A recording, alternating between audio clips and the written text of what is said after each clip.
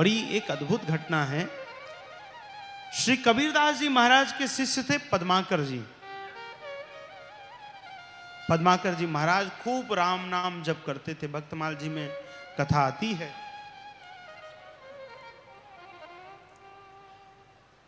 इधर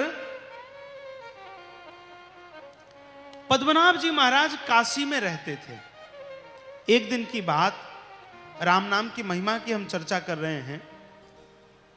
एक दिन की बात, पद्मनाभ जी महाराज कहीं निकल रहे थे। रास्ते में देखा तो बड़ी भीड़ थी। पूछने पर पता चला कि एक व्यक्ति को कुष्ठ रोग हो गया है, एक सेठ को कुष्ठ रोग हो गया है और उसी पीड़ा से उसने गंगा जी में आत्महत्या करने के लिए छलांग लगा दी है। देखो राम नाम की महिमा। अब छलांग लगा दी। पद्मनाभ जी ने कहा कि एक काम करो, किसी भी प्रकार उस व्यक्ति को गंगा जी से बाहर निकाल कर ले आओ।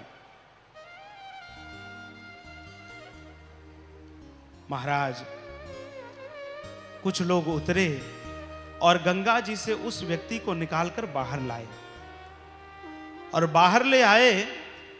तो पद्मनाभ जी ने कहा कि भैया रे, अगर जीवन का कल्याण करना है तो केवल तू 3 बार राम नाम बोल।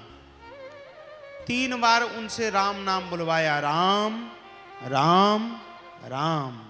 और इतना जो वह व्यक्ति बोला, उसके पूरे शरीर का कुष्ठ रोग समाप्त हो गया, केवल 3 बार राम नाम के उच्चारण से। अब ये चर्चा पहुंचते पहुंचते कबीरदास जी तक चली गई। कबीरदास जी तक गई। कबीरदास जी ने अपने शिष्य को पद्मनाभ जी को बुलाया और बुला करके पूछा कि मैंने सुना है कि तुमने कोई बड़ा भारी चमत्कार कर दिया है, क्या चमत्कार किया है?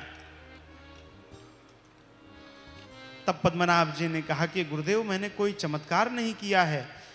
एक व्यक्ति को कुष्ठ रोग था, उसने आत्महत्या करने के लिए गंगा जी में छलांग लगा दी थी। मैंने उस व्यक्ति को ठीक करने के लिए केवल 3 बार राम नाम का उच्चारण कराए, वह व्यक्ति स्वस्थ हो गया।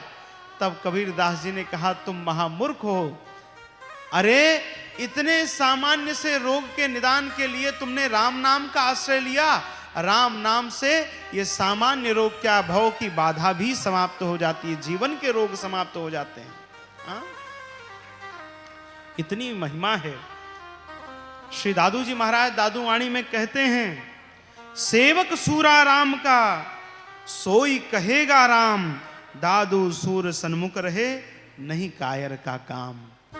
राम नाम जपना तो सूरवीरों का काम है, ये कायरों का काम नहीं है। इसलिए आज से तय कर लो कि आप सूरवीर हो कि कायर हो। संकल्प करो कि हम सब दादू के सूरवीर हैं और चाहे जिस परिस्थिति में रहेंगे राम नाम का आश्रय लेते रहेंगे। हाँ।